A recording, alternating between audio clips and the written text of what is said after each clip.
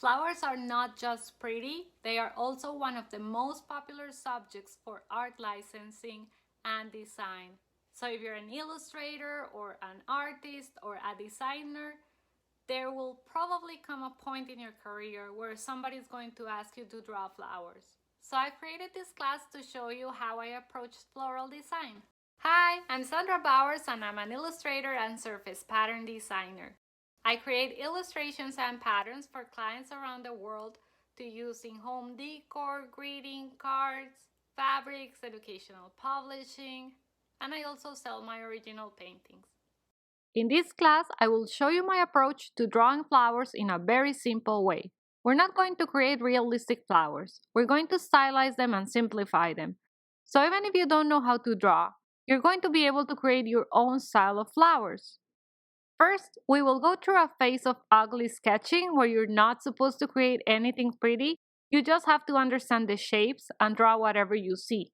And this way, you can enjoy the process because you don't have to be stressed about creating a masterpiece. And just thinking that you're creating something that's supposed to be ugly will take all the pressure off your chest.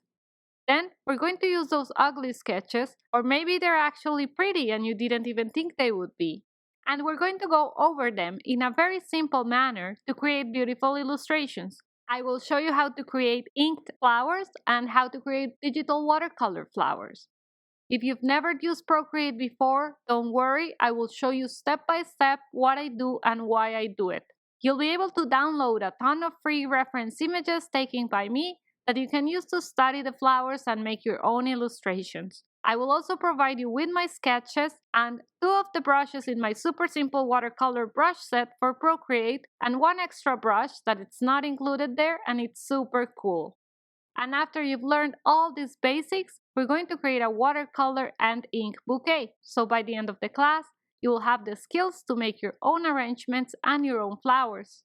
You can use them for web design, for example, or to create your own products. If you follow the process, you'll see that it's not so difficult, and the class will be done in Procreate, but you can follow along with any medium you want. You can use any traditional medium or your favorite app. The basics are the same. So join me and let's start creating flowers!